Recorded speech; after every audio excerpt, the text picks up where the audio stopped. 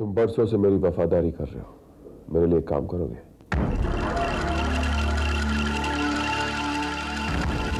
उस औरत का नाम है रश्मि। देखिए मिस्टर अग्निहोत्री, मैं मानती हूँ कि भैया हॉस्पिटल में हैं और उनको ये ठीक होने में काफ़ी वक्त लग सकता है, लेकिन इसका मतलब ये तो नहीं कि उनकी गैरहाजिरी में उनकी कंपनी में कोई काम नहीं हो रहा।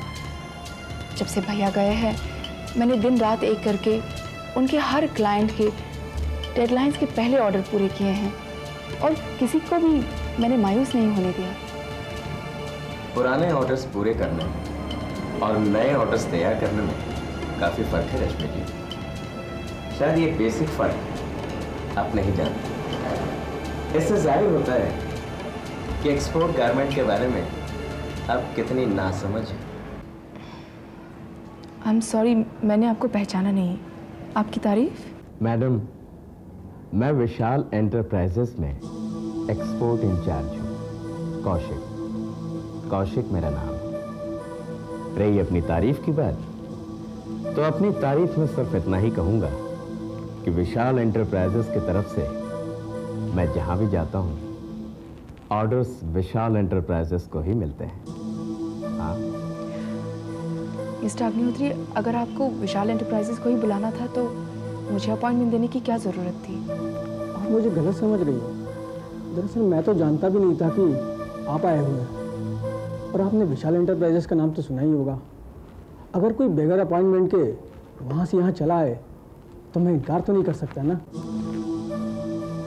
आपने सुना रश्मि जी विशाल एंटरप्राइजेस की शोहरत के बारे में? दरअसल कोई भी दूसरी कंपनी वाला हमारी विशाल एंटरप्राइजेस के सामने टिक ही नहीं सकता, और वो भी ऐसी कंपनी का मालिक जो अपनी एक एक हड्डियां तोड़वाकर अस्पताल की खाट काट रहा हो। न जाने बेचारा सशरीर लौट भी पाएगा या अपाहिज बनकर, या फिर ना भी लौटे।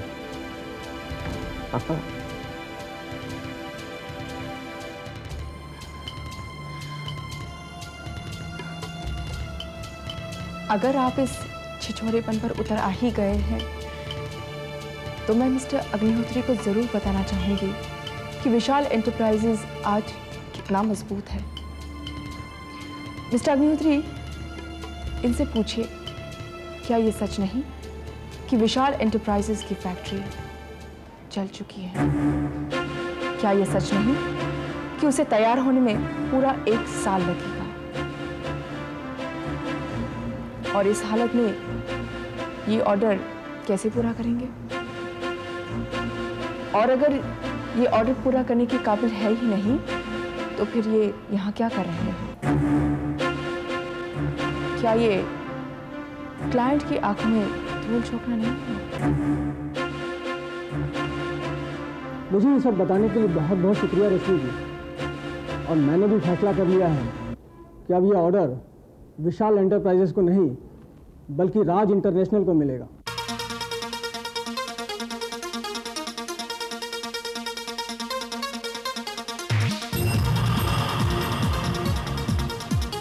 Thank you.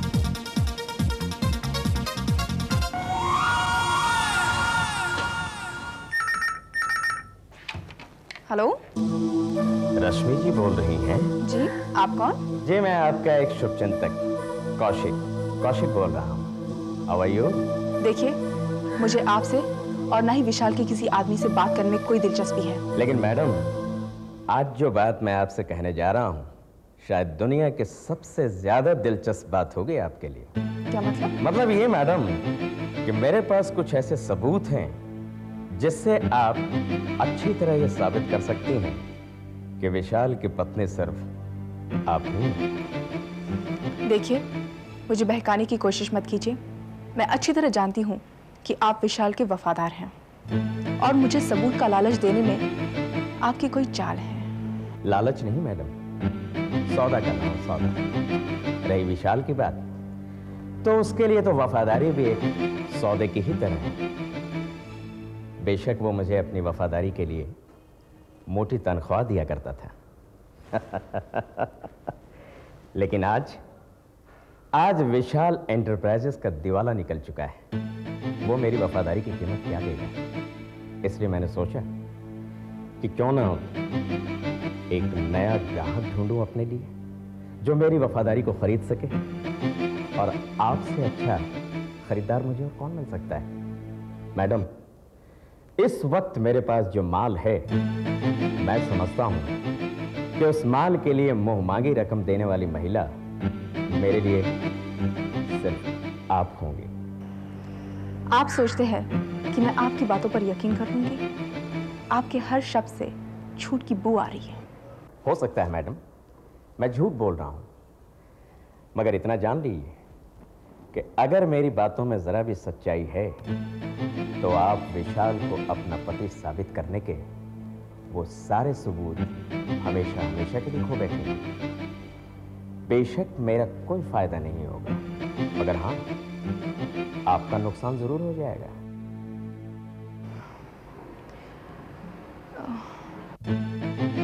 कितने पैसे चाहिए तुम्हें? जितना भी एक पत्नी अपने पति की कीमत लगा सके। बकवास मत कीजिए, just tell me the amount. 20 lakh रुपए। 20 लाख? मैडम, मैं कोई सोफा सेट नहीं बेच रहा, पति बेच रहा हूं, पति। कहाँ मिलना है? ओहो, वेलकम वेलकम वेलकम। आइए रश्मि जी, आइए। माफी चाहता हूं आपको ऐसी जगह पे बुलाना पड़ा, मगर क्या करूं, आप तो जानते हैं मेरी मजबूरी थी, और फिर आपके पति कितने खूंखार हैं, इसलिए ऐसी जगह पे आपको बुलाना पड़ा जहां कदमों से आहट तक ना निकले। क्या ख्याल है आपका? आपके साथ ख्याल बांटने के लिए मेरे पास वक्त नहीं। आपके पैसे लीजिए और सबूत दीजिए।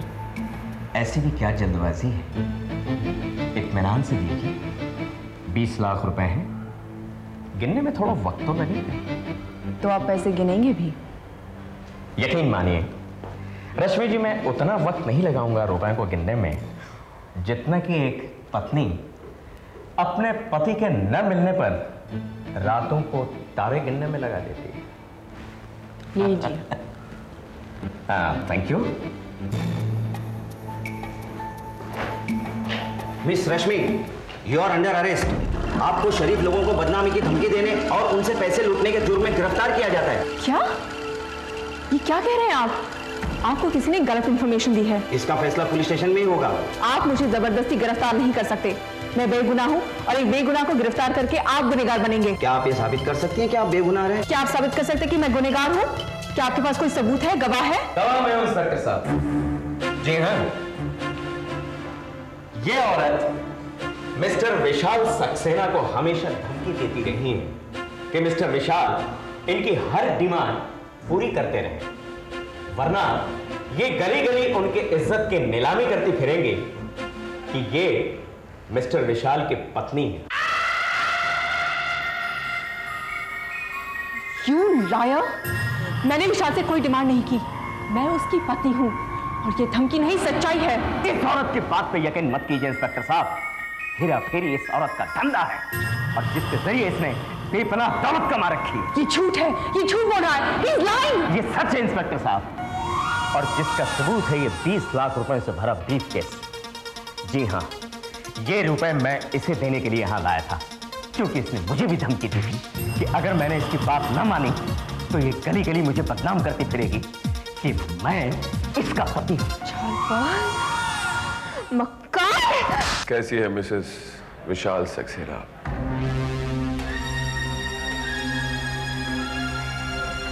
तुम्हारे जख्मों पर नमक छिड़कने के लिए बता दूं, ये साजिश मेरी है। मेरी वजह से तुम सलाखों के पीछे हो। देख लिया मेरे पत्नी बनने का सपना देखने का अंजाम। मैंने तुम्हारे मुंह पर ऐसी कालिक बनी है, दुनिया वाले तो क्या, तुम खुद अगर अपनी सूरत आईने में देखोगी तो डर जाओगी। तुम्हारे माथे पर चरित्रहीन औरत की ऐसी मुहर लगाई है जो तुम मरते दम तक नहीं मिटा सकती। जानती हो, आज तुम इतनी बदनाम हो चुकी हो, अगर तुम सचमुच भी मेरी पत्नी होती तो भी मैं तुम्हें ठुकरा देता। बेचारी, क्या सोचा था और क्या हो गया।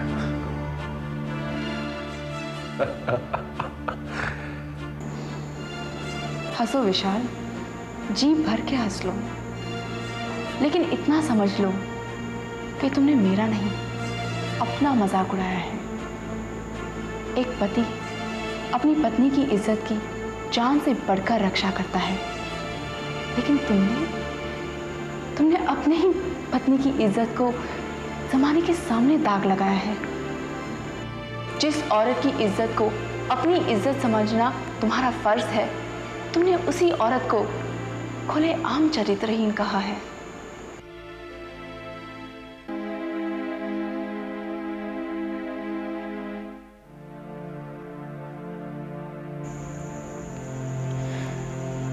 जानते हो विशाल, जब तुम मेरी नजरों से दूर चले गए और सबने मुझे कहा कि तुम नहीं रहे, तो मैंने पल भर के लिए विश्वास नहीं किया कि तुम जिंदा नहीं हो।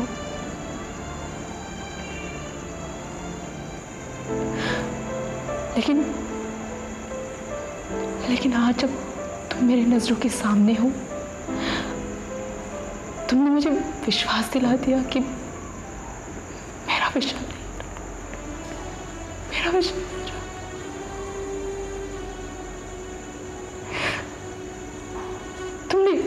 तुमने साबित कर दिया कि वो विशाल नहीं रहा जिसमें मैंने अपना सब कुछ पा लिया था, सब कुछ।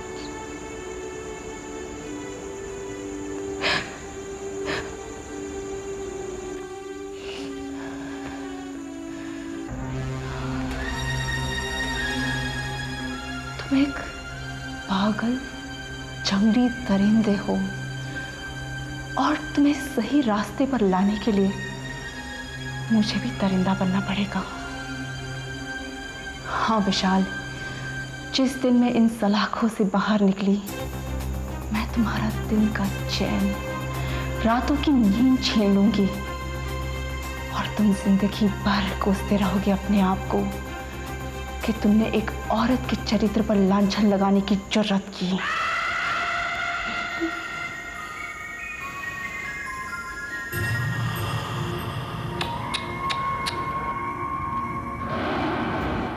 देखिए मैडम, विशाल सक्सेना एक बड़ा आदमी है, सोसाइटी में उसका नाम है। बिना कोई ठोस सबूत के हम उनके घर की तलाशी नहीं ले सकते। अरे बड़ी अजीब बातें कर रहे हैं आप। मेरा बेटा उनके घर में कैद है और आप कह रहे हैं आप कुछ नहीं कर सकते। हमने मिस्टर विशाल से ही पूछताछ की है। उनका कहना है कि वो बच्चा उनके घर में भी नहीं है। यकीन मानिए, पुलिस उसे ढूंढने की कोशिश पूरी कर रही है। अरे जहां ढूंढना चाहिए आप वहां तो तलाशी कर नहीं रहे, फिर सारी दुनिया में तलाशी करने से क्या फायदा। आपको विशाल की बातों पर विश्वास है और मेरी बातों पर नहीं। ऐसा ही समझ लीजिए। ठीक है, तो आप हाथ पर हाथ धरे बैठे रहिए, लेकिन मैं पुलिस डिपार्टमेंट के बड़े से बड़े ऑफिशियल का दरवाजा खटखटाऊंगी और इस खुली नाइंसाफी का अंत करवा कर रहूंगी। जब आपके सीनियर्स आपसे जवाब मांगेंगे ना, तब आपको विशाल इतना बड़ा आदमी नहीं लगेगा।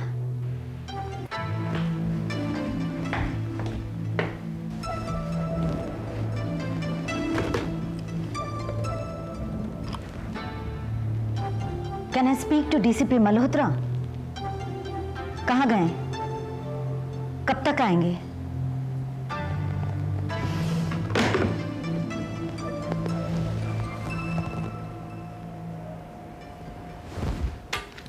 सरिता, मैं जानता हूं तुम मुझसे नाराज तो बहुत होगी कि मैंने जाने के बाद एक बार भी तुम्हें खत नहीं लिखा और न ही कांटेक्ट करने की कोशिश की। पर सरिता, तुम समझ सकती हो, जो इंसान अपने अतीत से भाग रहा हो वो किस मुंह से अपनों का सामना कर सकता है। लेकिन आज जो जीवा तुम्हें खत लिख रहा है वो एक मुजरिम नहीं बल्कि कानून का नुमाइंदा है। हाँ, 6 महीने पहले मैंने जिस बस्ती में पनाह ली थी वो आग की लपेट में आ गई और कई लोगों की जान पर बनाई। मैंने अपनी जान की परवाह किए बगैर वो आग बुझा दी और उसी आग ने मेरी किस्मत को एक नई रोशनी दी। सरकार ने मेरी बहादुरी को बहुत सराहा और मुझे एक नई राह दिखाई। 1 हफ्ते पहले मेरी ट्रेनिंग खत्म हुई और तुम्हें जानकर खुशी होगी कि मेरी पोस्टिंग मुंबई में है। और मैं उम्मीद करता हूं कि जब तुम ये खत पढ़ रही होगी मेरे कदम तुम्हारे घर तक पहुंच चुके होंगे।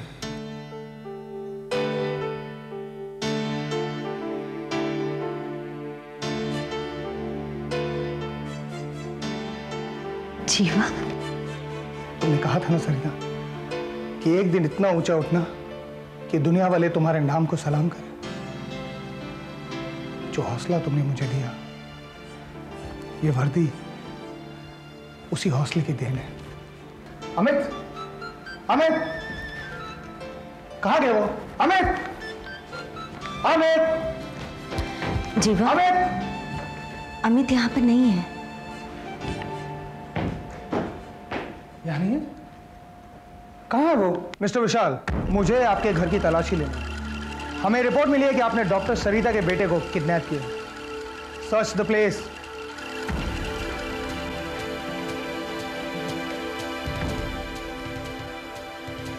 सरिता के लिए महान काम एक पुलिस ऑफिसर की हैसियत से कर रहे हो या एक आशिक की, उससे क्या फर्क पड़ता है?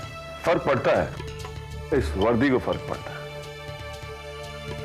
जो तुमने पहन रखी है।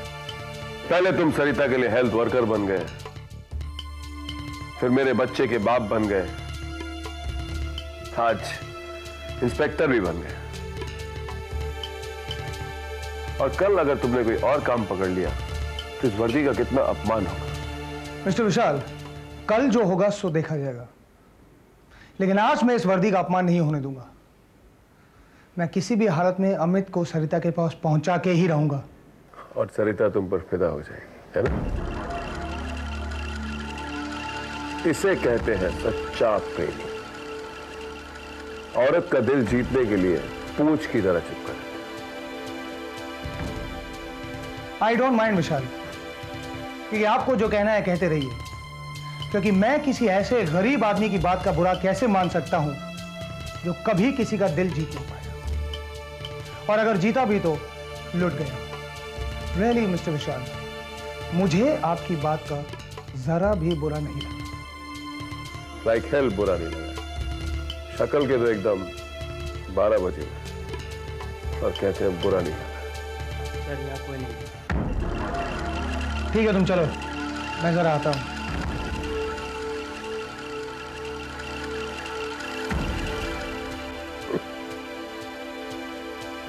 हाय बेचारा इंस्पेक्टर, अब किस मुंह से अपने महबूबा के पास जाएगा? मैं जा तो रहा हूं विशाल, लेकिन एक बात याद रखना, जब तक अमित नहीं मिल जाता उसकी तलाशी चलती रहेगी। And just remember that. I know, ये चलती रहेगी, कभी खत्म नहीं हो। बरखुरदार, अगर जिंदगी में कुछ बनना है तो मैडम सरिता से चिपक के मत रहो, वरना यूं ही इधर उधर दौड़ते रह जाओ। और अपनी महबूबा से कह देना कि वो अमित को उसी दिन मिल सकेगी जिस दिन अमित अपनी मां से नफरत करने लगेगा।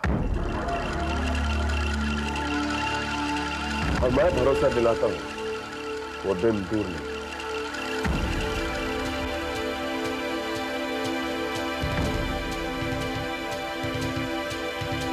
प्यार में आदमी को क्या क्या बनाता है, हेल्थ वर्कर, इंस्पेक्टर, नेक्स्ट क्या पॉलिटिशियन। It's too much. जीवा, विशाल को इतनी आसानी से मत छोड़ो। उसका ऑफिस, उसकी फैक्ट्री, उसका गोडाउन, हर जगह की तलाशी लो।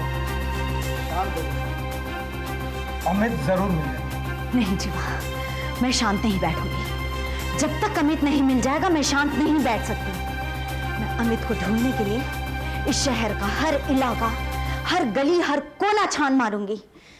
न मैं चैन से बैठूंगी, न विशाल को एक पल चैन से बैठने दूंगी।